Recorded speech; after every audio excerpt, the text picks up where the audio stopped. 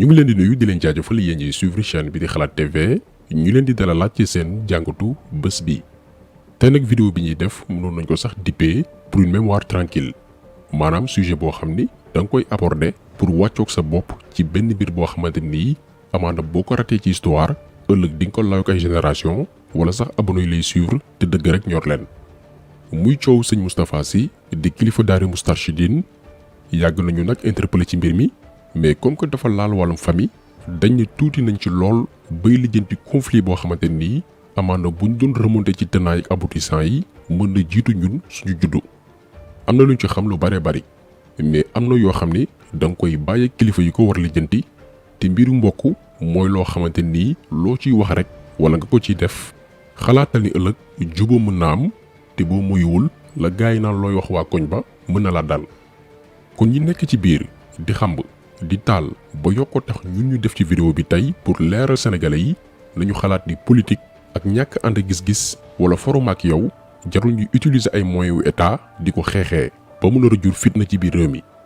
balaa nag ñu yegg foofu noonu ñun suñu rôle en tant que lanceur d'alerte mooy xamal sénégalais yi ay faits yoo xamante nii moo jiitu fa ñu nar a jëm ndax dañoo nekk ci réew moo xam ni lu ne këttandi jonn la ñu xam bu mbir amee duñu remonter dans le temps pour xam naka la ñu yegsee ci situation wu sàngam duñ ko def ndax li ñu war xam mooy coowul sëñ Moustapha Sy ak sëñ Sidi Ahmed bu Maam Dabakh ci benn suuf ga nekk Tiwaawan taxul ñu suli néewu benn kilifa bu naan Baye Katim Touré dafa dépassé wàllum famille li mu dépassé sax wàllum famille moo tax ñun ñu wax ci sinon du ci mësaadu dañ ciy màndu mbiru garaaw nag moo ci am te ci point yooyu noonu la ñuy ñëw ak fa mu tàmbalee ak yenn manipulation yi nga xamante nii ñu ngi ko ci amal di ci utiliser ay instruments wu état di ko xeexee. balaa ñuy xuus bu baax a baax ci leeral yi dañuy replacer d'abord contexte bi ñu nar a yóbbee ci benn procès de tous les dangers jëm ci wàllum suuf diggante ñaari kilifa. Serigne Moustapha ñëpp xam nañ ko ci taxawaayam yamul ci posture chef religieux dong mais dafa bokk ci kilifa yi gëm ni ñi bàyyeeku ci këru diine yi duñoo war a impliqué wu ci langue politique bi ndax benn élite yenn xeetu doomi aadama yi ñoo fi yàgg nekk te bëgguñ leneen lu bokkul ak ñoom dugg ci anam gi ñu yoree réew mi rawatina kilifa diine yi. depuis indépendance bépp nitu diine bu essayé engagé wu ci politique fii Sénégal faagaagal nañ la li ñuy wax ni histoire la ci Serigne Cheikh lañ ko tàmbalee te ba muy dugg ci politique ñu bari comprendre duñ ko woon dañ doon wax naan Serigne du politique. mais quelques années après gannaaw ba ñu bàyyeek ñi nga xamante ni ragaluñ yàlla ay franc-maçon lañ toq imaan amuñu ko jiite suñu réew mi depuis indépendance gis nañu résultat yi bu ñu fàtte nag ni ñooñu doon jàppalu sëñ Cheikh di ko tëj di ko néewal doole parce que loolu lépp am na fi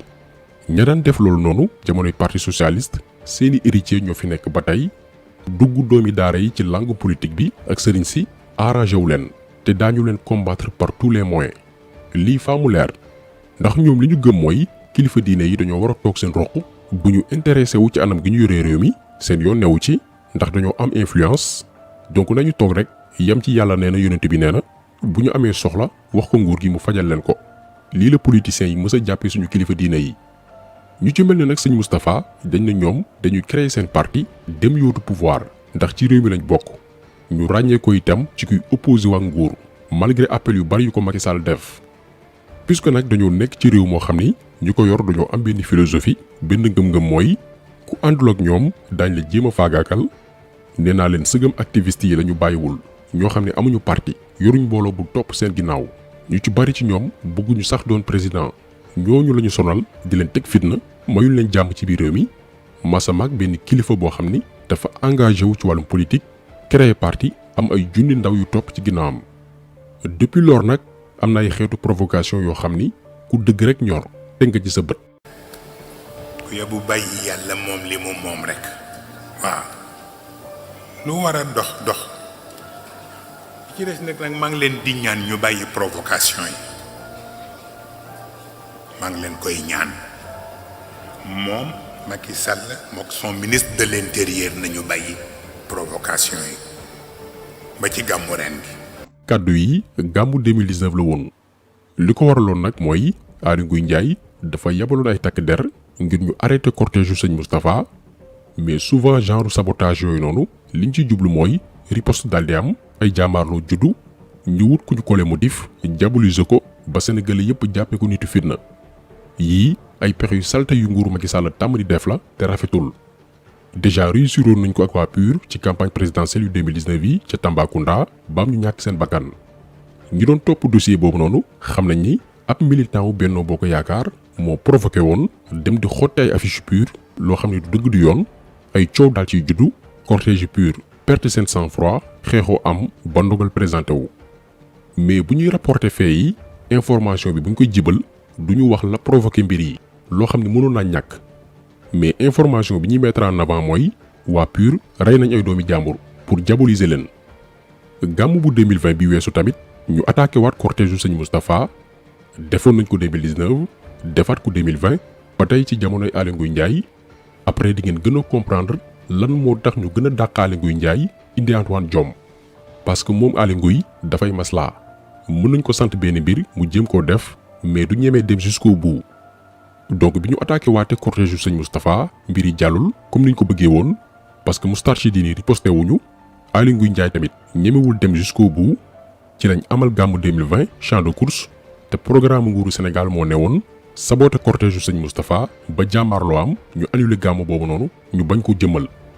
rappel yi ñuy def dafa am solo parce que mooy tax ngeen comprendre fi ñu nar a jëm. léegi nag comme ko ku lay wut benn yoon ñaari yoon ba ñetti yoon mënu la am parce que yaa ngeen rek dal dafay seet la gën a taq ci yow mu jéem faa jaar ci la nag nguuru Sénégal jafandu ci benn coowul suuf boo xam ni mi ngi dox diggante sëñ Moustapha ak sëñ Sidi Ahmed Sy Dabakh bi jàpp ni suufu sëñ Moustapha boobu nga xam ni këram fa la nekk benn partie bi dafa laal moomeelu frère am bu ñu naan sëñ Maodo Sy Dabakh ci côté sëñ Moustapha moom yor na benn titre foncier depuis 1982 ci terrain boobu noonu jur coow benn ci këram yi sax nekk Tiwaawan ci titre foncier boobu la bokk.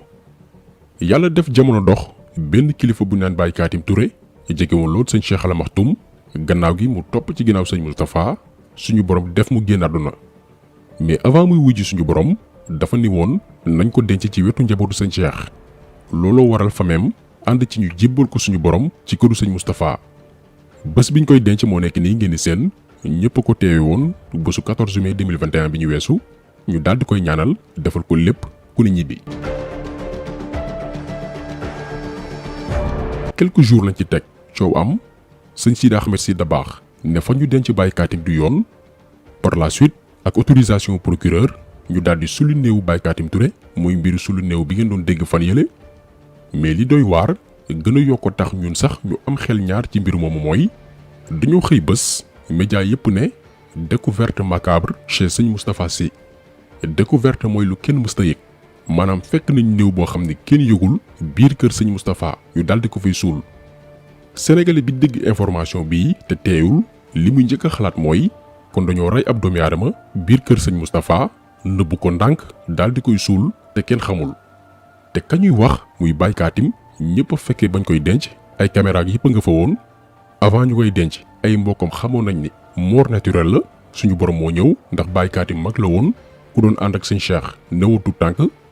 ñun ba ñu gisee lii ci lañ ñi benn campagne de diabolisation mi ngi ci biir dossier bii mu intéressé ñu woon lool ñu tàmbali di ko topp ànd ci nag ak tey. leneen li gën a garaaw nag mooy gannaaw ba Antoine Diome yabale ay takk der ngir ñu encadré su lu néew Baye Katim Touré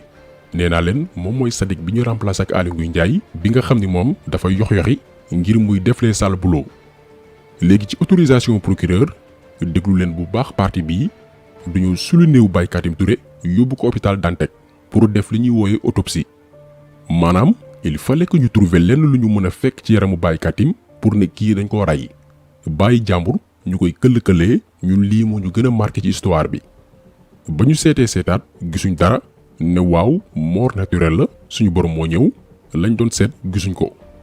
ba noppi woo sëñ Moustapha ne ko kaay jël si néew Baye Katim Touré delloo ko fañ ko dencoon sëriñ bi ne leen ñoo ko jël si woon nañ ko dellool seen bopp ba tey jii may wax ak yéen néew waajuru jàmbur ñu ngi ko téew hôpital ku nekk na ko xool bu doonee sa baay la ci ban situation ngay nekk kon ngeen gis ni ba tey waxaguñ lu jëm ci wàllum suuf ba ñu sulee néew Baye Katim Touré ba noppi def autopsie ngir xool ba xam dañ koo rey gisuñ dara la ñuy soog a jublu ci mbiru suuf te ñun jàpp nañ ni sax loolu moo waroon jiitu d'abord maanaam mënu nañu régler coowlu suuf bi ba noppi ba ñu vider dossier bi xam fi dëgg féetee procureur ak ministre de l'intérieur door a xool ba xam dañuy sulli néew bi yóbbu ko feneen wala dañ ko fay bàyyi te coow di jib mais dañoo sulli ba noppi gendarmerie soog a mën a enquête daal di conclure ni fa ñu suuloon Baye Katim titre foncier wu sëñ Moustapha la bokk ñu daal di koy woo moom sëñ bi ne ko mu ñëw yóbbu néew ba fa mu nekkoon mu ne leen ña ko fa jëlee nañ ko fa delloo mais par la suite beneen camp bi nga xamante nii àndu ci ne sëñ Moustapha moom suuf soosu noonu dañu opposé wu ci résultat wu enquête boobu noonu loolu moo waral procès bi war a am le 26 août bii ñu dëgmal.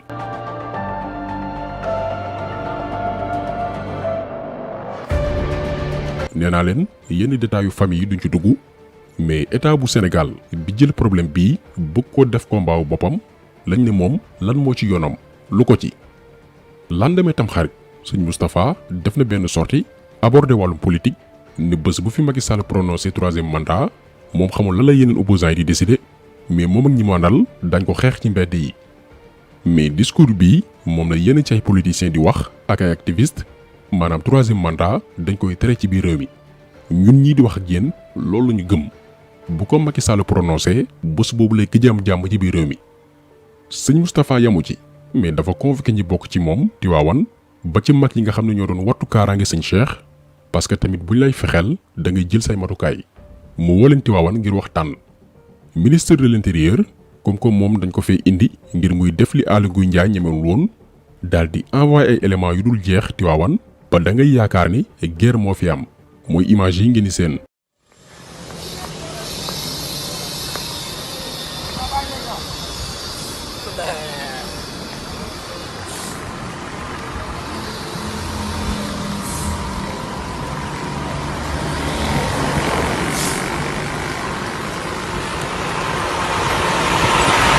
kon gis ngeen ni nguuru Macky Sall bëgguñ jàmm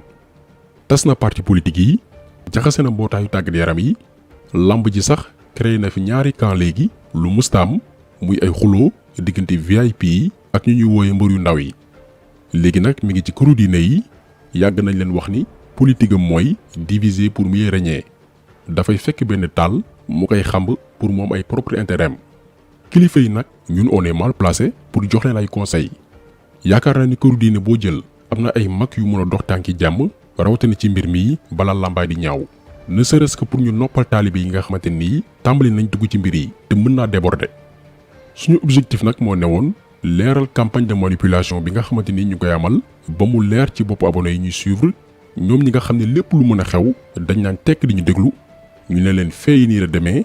après ku nekk mën nga def sa propre interprétation. kon taxu solo bi tey loolu woon ñu ngi leen di gërëm di leen jaajëfal di leen di rëj incha allah beneen yoon ci beneen jàngat jaa ngeen jëf.